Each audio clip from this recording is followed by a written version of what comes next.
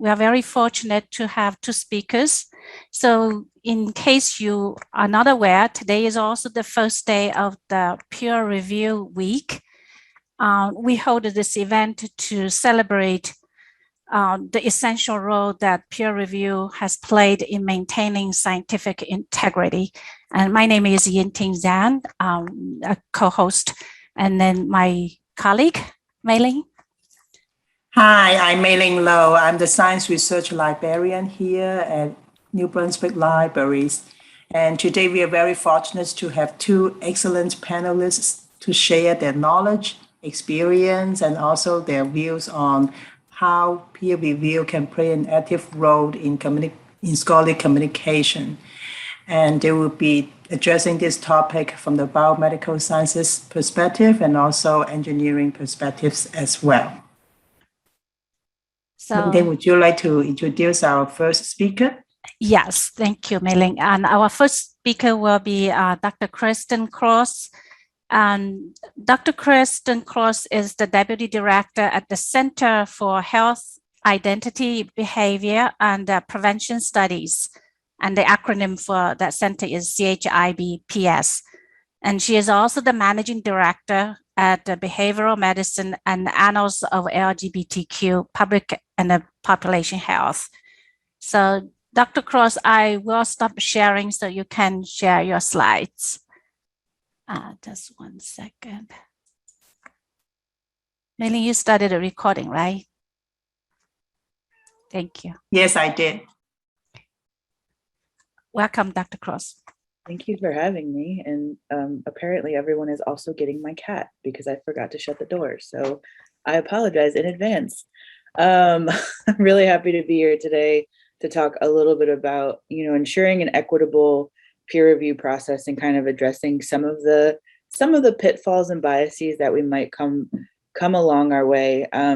As Mei-Ling said, I'm the Deputy Director here at the Center for Health, Identity, Behavior, and Prevention Studies at the Rutgers School of Public Health, also a new instructor in the Urban Global Public Health Department. And I'm actually the Deputy Editor for two journals, as was said, including the founding Deputy Editor of one of them. So I kind of just wanted to start off quickly going through a little bit of my journey as to how I got here, because some of you might be like, why is she here? Especially as a junior scholar and a more, earlier in my career. And so the really incredible aspect of this that I just kind of want to highlight throughout is the importance and the role of really great and committed mentors, because that's how I've actually been engaged in the peer review process for 7 years.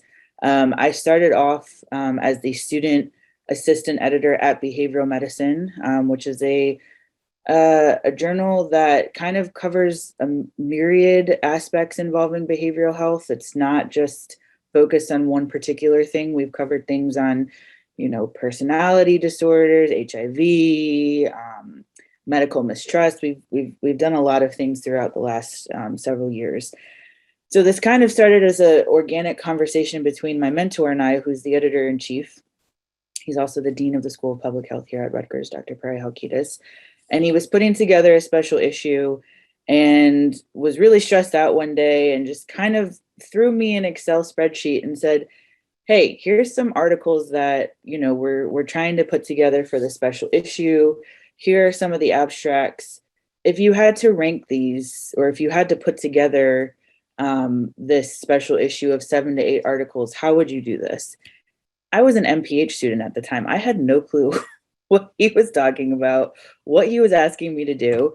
But I was fascinated by the topic and I said, okay, sure. So I sat down with these abstracts one night, took a look, kind of thought about what might go together, what seemed cool, what made sense, and gave it back to him. And he looked at it and he was like, wow, I really like this. Let's have this conversation about bringing you into this process a little bit more. And so here we are 7 years later, where I have served many roles with behavioral medicine as, like I said, the student assistant editor.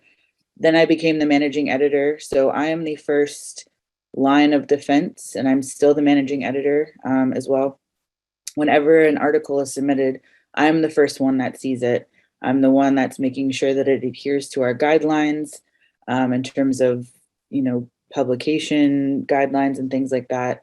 Making sure that things are formatted correctly, that it's at the minimum within the scope and purview of our journal, and making sure that, once it goes up to the editor in chief, that it's in a suitable state to be reviewed by him, and then, determining whether or not it should be sent out to our associate editors for review at that point.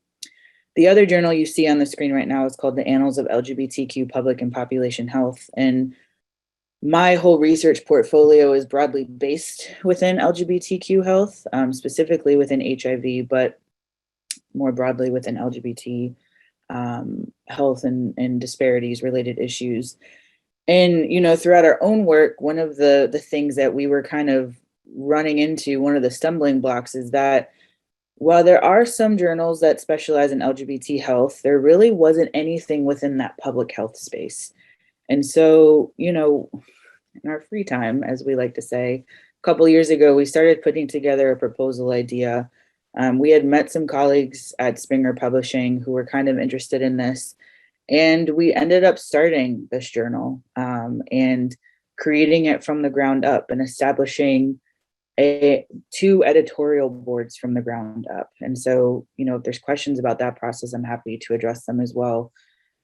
And throughout both of these journals, we've really made an effort to ensure that the folks who are part of our editorial boards represent not just diversity with respect to content area, which is obviously very important for any journal board, but also diversity with regard to every other demographic identity that somebody might hold: sexual orientation, race, ethnicity, coming up with a balance of more junior and mid-level and senior scholars, because really none of this peer review process works without a balance of commitment and ideas. And so that's kind of how I got to this point. And so why is peer review important? And I think a lot of us know this at a very high level. It's something that any of us within academia or even scientific research have to navigate, and really kind of points us to this notion that peer review maintains the integrity of science by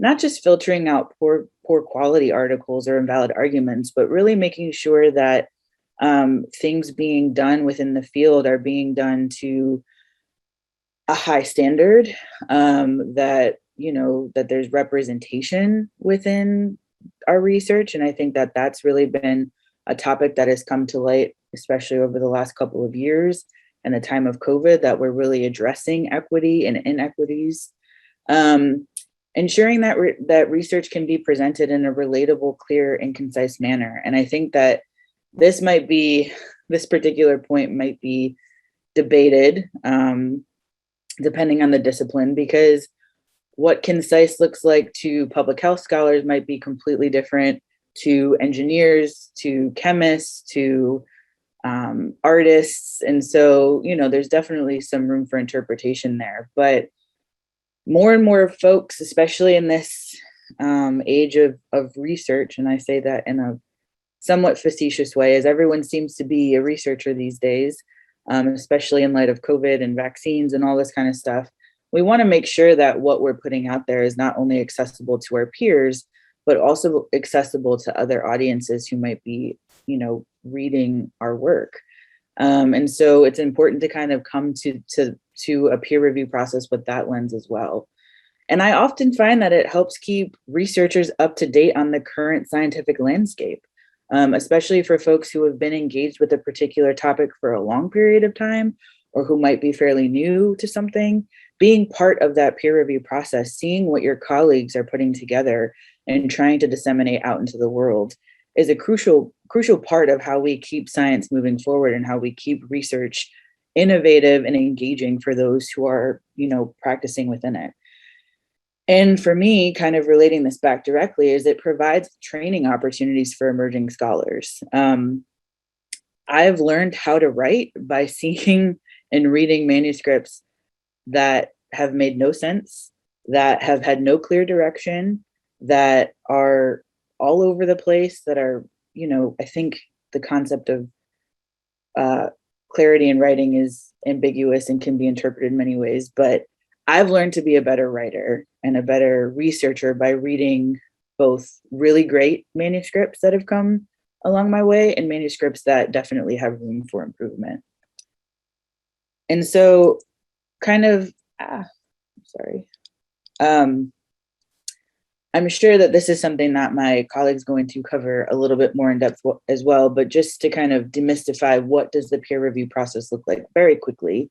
And I pulled this from Taylor and Francis just because this is very much in line with how things have worked with both of the journals that I've been a part of, is that, authors submit an article to a journal. It goes through the screening process, whether that's through the deputy editor or the managing editor, to ensure that everything is in alignment to eventually get to the top editor, which is typically either the editor-in-chief or a specific content editor, perhaps a deputy editor. At some points in time, articles may either be rejected outright, like desk rejected, for usually not fitting within the aim and scope of the journal, or if there's a significant misalignment for some other reason. There's been plenty of instances where I've had to return submissions back to authors for not following formatting instructions properly, or, for instance, their manuscript might be considerably longer than what we're able to accept and review, things of that nature. For both of the journals that I'm active in, once the editor-in-chief takes a look at everything and decides whether or not this seems suitable, they will be assigned to one of our senior associate editors, who's typically as aligned in terms of a content expert with whatever the article might be as possible. This person will take a look at it again, assess it for scientific merit and all of these general things, and then determine whether or not it should be sent out to reviewers. Typically, in both of our journals, we try to secure 2 reviewers, in addition to the senior associate editor providing comments as well. There's been plenty of times in the past where that associate editor kind of has to be the referee between reviewers. I've had situations where I've received reviews back, and one of them is the most glowing, amazing review you could ever hope for, that has not just positive feedback about the manuscript, but also critical feedback that can help improve it. And then you'll get a review that's just like, I don't know what this is talking about. This is just not good. And the associate editor kind of has to be the referee to figure out where the balance is to provide the most effective feedback back to the authors and the author team. And so at that point, the authors have a chance to make revisions, respond to the comments. I'm sure we can have a conversation later as to what a response to reviewers might look like, because I think that depends not only on the discipline, but also the type of manuscript. What's the message of the manuscript? And then the authors have the opportunity to make revisions and then hopefully get it to a point where it's of an acceptable format. And the thing I like to point out here in just a current situation we're kind of navigating with one of the journals is keeping in mind to not let good be the enemy of perfect, right? Because no matter where we are within the peer review process, there's always going to be things you can find about a manuscript to critique or nitpick. But if it gets to a point, sometimes it's just no longer necessary to do that. Like if the point has been made, the manuscript has conveyed the point that it's supposed to make, the authors have addressed feedback, it's important to let that be part of the process, pardon me, and not to overdo it. And so what makes a good review?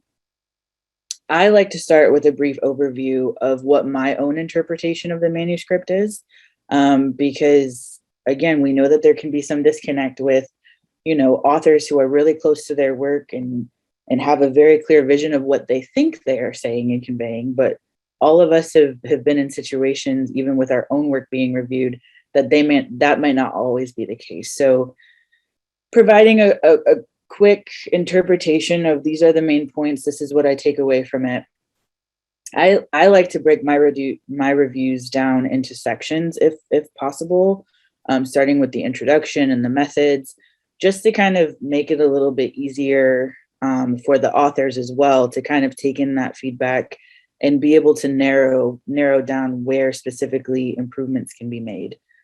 Always providing strengths in addition to weaknesses or points of improvement. I think this is something that a lot of folks can get caught up in, where, you know, we've got this idea that the whole point of reviewing is to find problems or find flaws in the argument, which is true, right? But I think with any manuscript that we read, there should always be strengths associated with it. And if not, then that begs a larger conversation with the editors and or the author, you know, having them convey messages back to the authors, because it's not appropriate just to focus on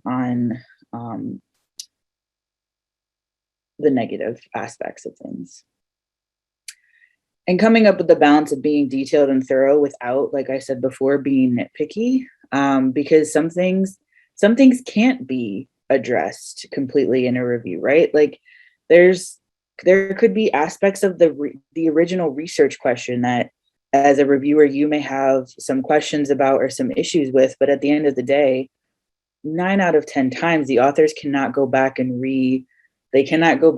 re-enroll study participants to get to a different number or to get a more diverse sample. And so if that's a point of contention that you have, then perhaps that's a limitation that needs to be addressed by the authors. But, you know, making sure that the feedback is appropriate and within reason, I think, is important. And my last point here is, and I'm sure all of us in this space are the kindest and nicest individuals, but don't underestimate the power of being kind in a review. I can't tell you how many times when I'm just doom scrolling through Twitter and I just see all of these horror stories about people getting reviews that are just mean and not nice. And that's, in my opinion, it's just not appropriate. I don't think we need to do that to each other. I think there's a way to help each other's work improve without, you know, reverting to attacks on the work or attacks on the people doing the work or the work, the community with which the work is being done.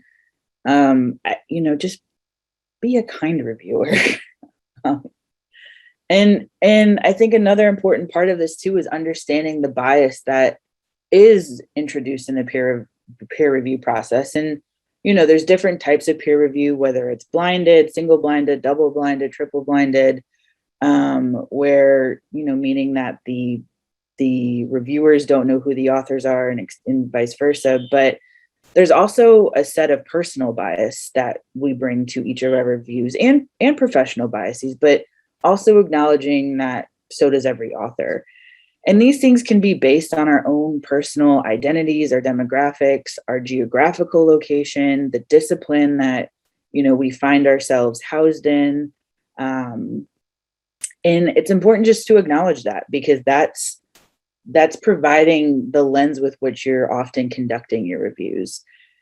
And so, you know, some questions to ask when you're reviewing, and this is just a random list that came to my head when putting this together, but, you know, in the context of bias and ensuring that, you know, our work is moving towards an equitable space and ensuring representation and things like that. Like, is the study sample balanced with regard to race, ethnicity, socioeconomic status, sexual orientation, all of these different things? I reviewed an article a couple months ago that was about a sample that was looking at resilience among folks who identified as LGBT, and the sample was all white.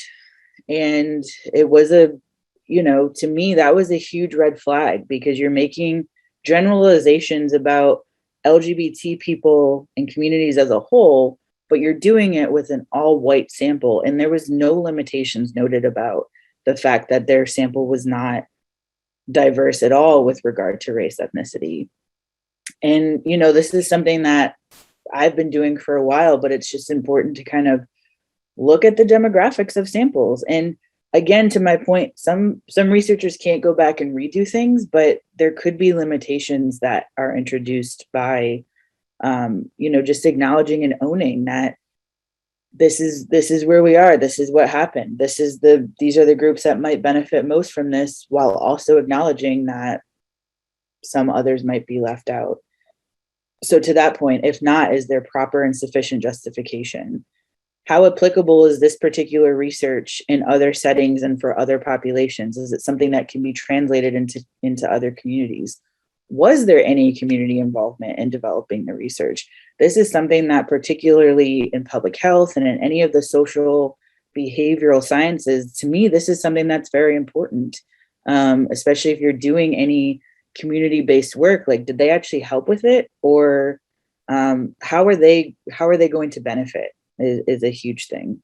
And does the discussion and conclusions match what's actually being presented? I think this is even as an author as well, this is a pitfall that, I always try to avoid. It's like, this is the data I'm presenting, and making sure that my conclusions and discussion line up with that. And that I'm not going in a completely different, maybe slightly related direction, but wanting to make sure to keep that particular manuscript on track.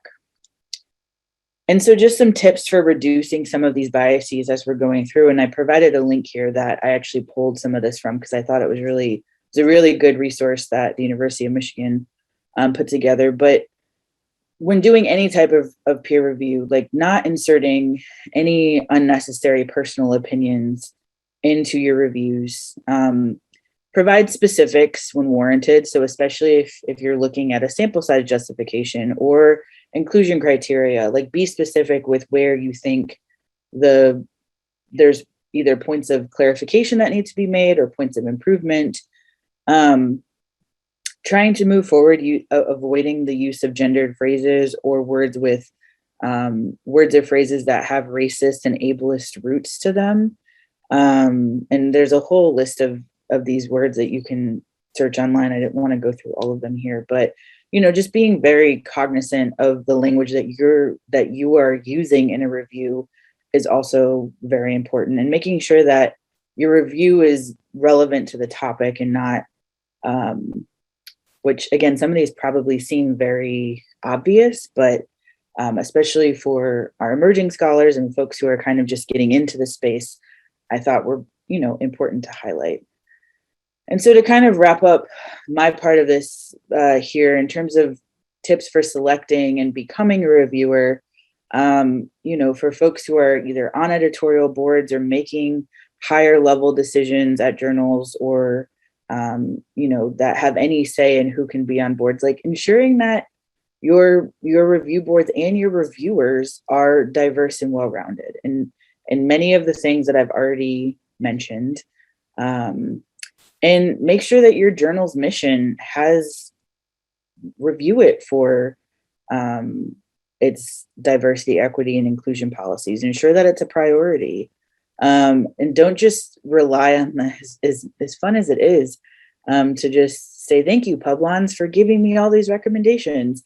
Don't just rely on the automated systems that provide reviewer recommendations, because sometimes they're recommending folks that have only published one article and appeared as like a fifth or sixth author buried in the middle and really aren't a content expert. And so even though it can be a little bit more work, I always try to actively search, literature that's been published within the last 5 years with a similar content area, to look through the author list to kind of see where folks are now, what kind of work they're doing. I always think that doctoral students and postdocs can be strong reviewers. I think some journals try to avoid inviting them, but this is also how they start to establish their identity as a reviewer and getting involved in the peer review process. And, some institutions may have policies, some advisors may have policies against this, and that's totally fine, but don't overlook doctoral students and postdocs, because they're and they're the future. They're the ones really on the ground engaging with this work in a much different way. And becoming a reviewer, especially for, this is a little bit more for junior folks, is, for one, and it just contradicts my last point, but once you start publishing more, your name will appear in journal systems as a recommended reviewer. And so once you start appearing in those systems, you're likely to be reached out to a lot. But also, if there's a particular journal that you're interested in working with, reach out to the editor-in-chief or editorial board member to express your interest in getting involved. We've had this happen with both of our journals, and we welcome people who want to be involved as a reviewer or as a member of one of our editorial boards, because I can't tell you how many times I get reached out to by authors who are very anxious for their reviews. And especially in the time of COVID, things have been delayed, I think, across the board. But things happen. Reviewers agree, and then they fall off the face of the planet. I'm sure they're around somewhere, but we can't seem to find them. And that is one of the flaws in the system. And so, among others, but, there's no harm in reaching out to share your interests with that journal. And if you personally can't review, consider suggesting your doctoral students and postdocs, but other colleagues who have the content expertise, because they will likely also be really great reviewers for whatever that journal might be. So obviously I will be around to answer questions in a bit, but please don't hesitate to reach out if you have any more specific questions after. And thank you so much.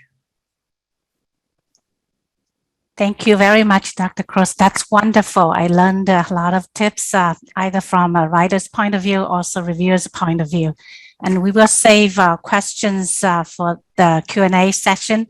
So now Mei-Ling will introduce our second panelist. Thank you. Thank you, Dr. Kristen Krause. I really learned a lot. Not only do I learn more about peer review, but also really remind us how to treat each other, the power of being kind. It's my honor to introduce our next panelist, Tiffany McKerahan, and she is the IEEE Manager of Author Engagement and Support, and she has been focusing on the development and implementation of author tools, process, procedures, and communications intended to support IEEE authors. Tiffany has been really active in this scientific journal publishing for the last 15 years. And without further delay, I would like to invite Tiffany. Tiffany, thank you for sharing the screen. I am going to spotlight you right now. So hold on one second. Okay. It just frees on me. Would you be able to talk right now? I could do it myself, right? Yeah, you can do it yourself. My end, when I removed you as the spotlight earlier, it won't let me put you back on. So I apologize. No, that's okay. I hear add spotlight, I guess is what I'm doing for here. Yes. Is that Yeah, you're the co-host. Yeah, please do that. I think my internet connection is also a little bit slow at this moment. Oh, no. It tends to do that a lot on this computer. Always when you need it, right? Yeah. Okay. Well, hopefully I've done that there. I clicked the button, so hopefully it's working. Okay. Okay. So thank you very much for that introduction. And thanks everyone for joining us today during your lunch hour, no less. I have about 20 minutes or so of a presentation. And then as we've heard, we'll have time at the end for questions, but feel free to put stuff in the chat as we go along if you don't want to lose your thought. So let's start with the obvious question here. If I can advance my slide, there we go. So what is peer review? Peer review has been defined as the critical assessment of manuscripts that are been submitted to a publication, and they are assessed by experts who are not part of the editorial staff. And we do have two key functions for peer review. First is that it acts as a filter to ensure that research is properly vetted before it is published. And second, it's meant to improve article quality by improving that article, with feedback and suggestions, constructive comments from the reviewers before it is published. I do want to note one thing here today for this presentation. I will be focusing mostly on journal peer review as opposed to conference peer review. And the reason for that is that most journals more or less conduct peer review the same way. They have similar processes, whereas there's a lot more variety in conferences, and I just didn't have time to cover them both. So we'll be talking mostly about journals, but the basics that you see on this slide here about being a filter and improving quality also apply to conference peer review. So everyone who participates in peer review, and that's the author, the reviewer, and the editor, they all have responsibilities during this process. First and foremost is upholding all of that journal's policies, especially those ethics policies, right? Contributing to a fair and professional peer review process. Safeguarding confidentiality, and that is both the reviewers' identities, assuming that we're using blind peer review, which IEEE does, and also the content of that author's research and not publicizing it before the author is ready to do so. And then my last one here is a bit of a catch-all, avoiding inappropriate influence. And by that, I mean influence on either the peer review process itself or the decision that comes out of it. And this could mean a lot of different things, but what I mostly think about is either conflict of interest, someone is influenced unduly by that, or what we call citation coercion or citation stacking. And that's when an author feels pressured to add an irrelevant or many irrelevant references to their reference list before their article is published. So those are two of the big things that everyone involved is responsible for keeping an eye on. So I have here a similar slide to maybe less pretty to what we saw in the with the previous speaker here. So I won't spend a lot of time on it, but basically as a high level overview, after the author submits the article is then assigned to a particular editor or someone on the editorial board, and that editor is going to stick with the article throughout peer review. And that person is managing the peer review process, making sure that it's fair and as speedy as we can make it. So then that editor will select and invite a qualified, or rather multiple qualified reviewers. And the idea behind the term qualified is that it is someone who is knowledgeable within the subject area that that article is also in. So you're trying to match the subject area of the article and the subject area of the reviewer.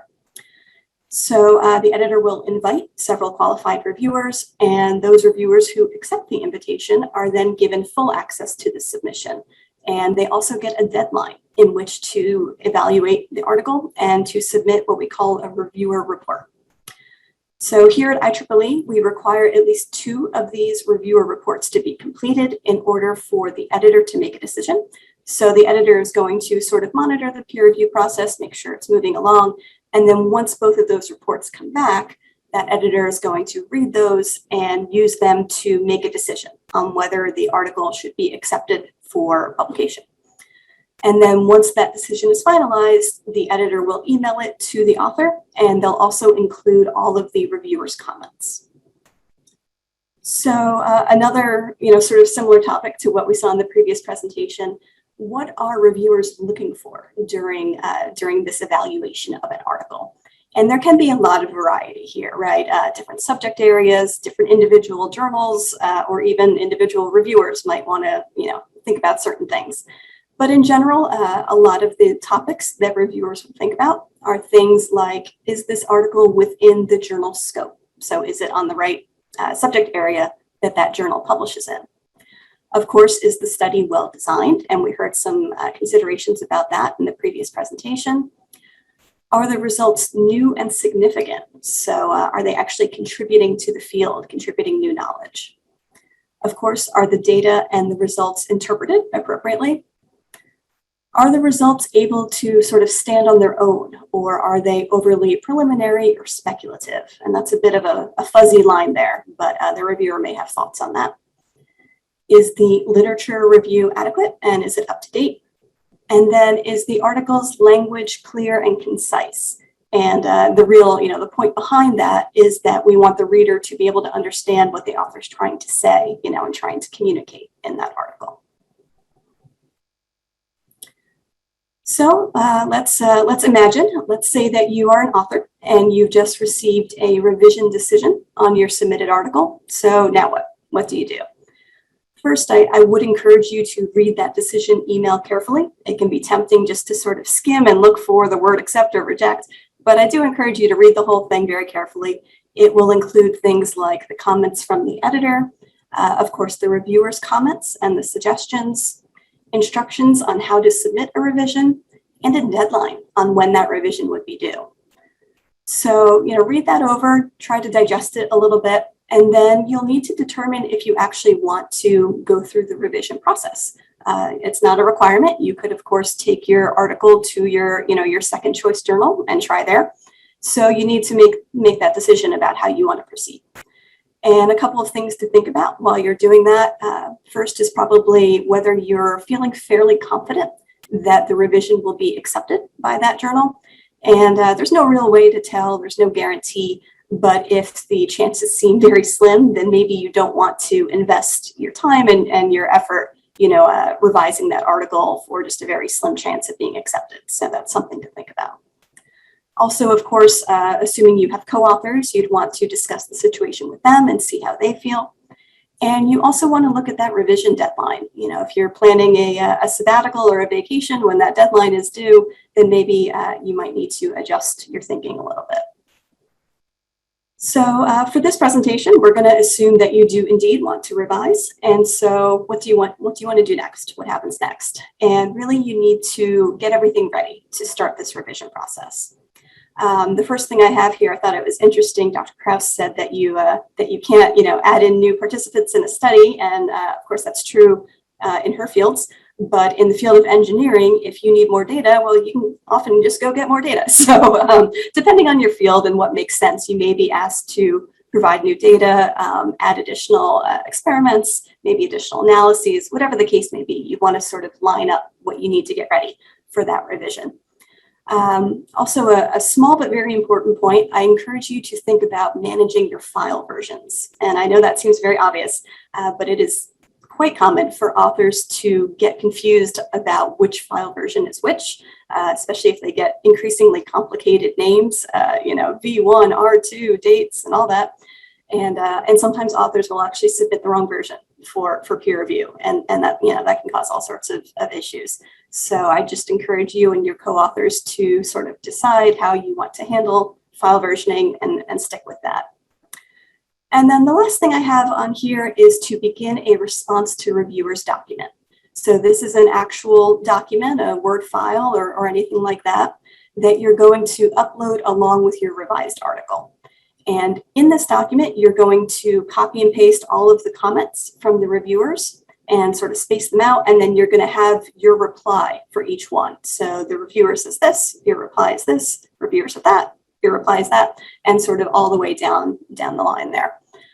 It's up to you whether you want to write the response to reviewers at the end after you've revised your article, or sort of do them in tandem, edit the article and then note that in the response to reviewers. A lot of authors do the latter. They like to do them in tandem, but it is up to you which one makes more sense for you and your co-authors as well. So while you're working on your revision and your response to reviewers, you do want to keep a few things in mind. And first and foremost is keep an open mind on the comments and suggestions of the reviewers. I know it's very easy to think, well, it's my article and it's perfect and it's my baby, but the reviewers have fresh eyes and they may see an opportunity for improvement that you may have missed. So do keep an open mind on that. On the same hand, though, it's just sort of keep in mind that it is your job as an author to convey your research and to explain that research and the conclusions fully. So if a reviewer doesn't seem to get or understand what your article is trying to say, it may be that you need to improve how you're saying it, how you're making that point. So that's something to keep in mind as well. In general, as a general recommendation, I suggest that you try to comply with what the reviewer suggests or requests, but it is not a requirement. You do not have to do everything the reviewer suggests. What you do need to do is address everything that the reviewer says. So if the reviewer makes a suggestion that you actually are not going to implement, you can just respectfully decline to do so and give a reason why not in that response to reviewers document. Similar to that, when you are replying either to a reviewer or an editor, of course, you want to make sure that your replies are both respectful and detailed. And that goes back to the be nice theme of the previous presentation. But yeah, it never hurts to be respectful and nice and to keep things moving smoothly on that front. And then again, you do want to be alert for any ethical issues. It may not be possible for you as the author to determine, if there's an issue, but if you see something that doesn't seem right, doesn't feel right, please do contact the journal editor-in-chief, and they can sort of dig in and see what's going on and whether there's an actual issue at play there. So I've gone through a very quick spiel about the author's role in peer review and sort of how to handle things from that side. And now we're going to change our hats and look at it from the reviewer side, how to be a reviewer. So, why would you want to do this? Why would you want to become a reviewer? Well, it does offer a few different opportunities to improve quality. So first, of course, you're helping to improve the quality of that particular author. That particular article, and you're helping that colleague who wrote it, right? Even if you don't have a relationship with that colleague, you're still doing them a service, which is great. It also enables you to contribute to your field at large and to ensure that the research is being advanced with new quality articles. So it's not only the author of that other article who's benefiting from your work, but it's your entire research field, because they're getting a better published article to read at the end of the day. Being a reviewer also gives you an opportunity to reciprocate. If you've published previously, you have benefited from other people being your reviewers. So this is your way to sort of give back. And then one that perhaps, isn't talked about as much is that reviewing can help you hone your skills in terms of writing and critiquing, which can be very useful skills to have, depending on your role and your profession. So those are a few reasons why reviewing is an important activity. And I absolutely encourage you to have it on your CV or, whatever sort of information you use to, bring your professional activities all in one place. It is an important professional activity that you can trumpet. Absolutely. So if you're interested in being a reviewer, it's very easy to do so. One method actually was what we heard previously, was simply email the EIC, and talk about that, which you can absolutely do. Another thing you can do is to create a user account in a journal that you're interested in. So your first step is to find that appropriate journal that publishes articles within your sort of sphere of information and influence. Obvious candidates here are ones that you read frequently yourself or that you consult when you're working on your own research. And there may be others as well. And there's no limit to how many journals you sign up to be a potential reviewer for. So once you pick that target journal, you want to go to that journal's submission website and create a user account for yourself if you don't have one already. And if you do have one, you may want to go in and just check and make sure that it's up to date.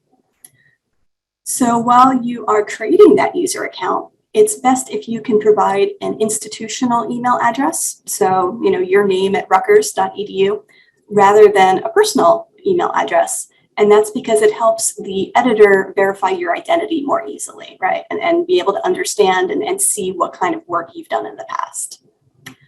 Also, most journals will ask about your areas of expertise while you're creating your user account. And I'd encourage you to invest a little bit of time in that area.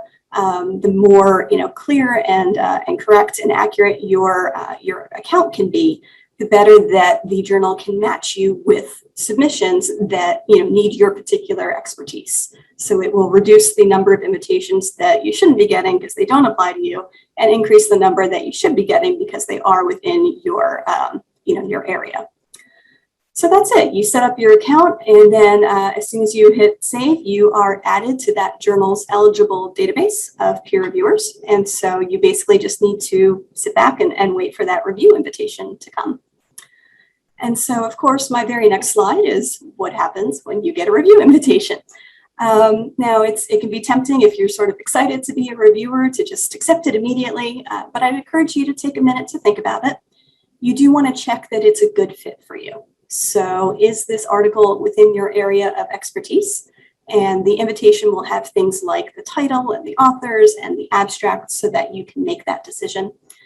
And then you want to make sure you don't have any potential conflicts of interest. So something like a very close relationship with one of the authors, maybe that's not an article you should review because of that reason.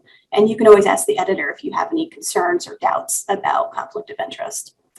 And then again, that review deadline, are you able to meet that deadline? And so, take a peek at your calendar and make sure that that's doable for you. And once you've decided on whether it's a good fit, you would want to respond to that invitation, and it'll include instructions on how to do so. Often now it's simply a link. There's one link for accepting the invitation and one link for declining it.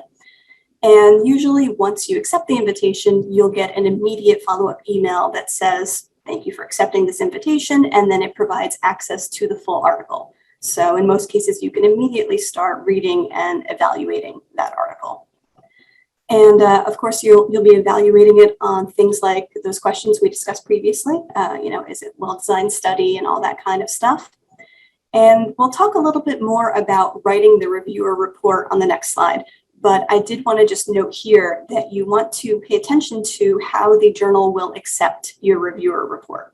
An obvious example is whether or not it accepts file uploads. So if you started to write your reviewer report in a Word doc and then you find out that the journal doesn't accept uploads, that can be a frustrating experience. So just make sure you read whatever instructions they have on how to submit that review.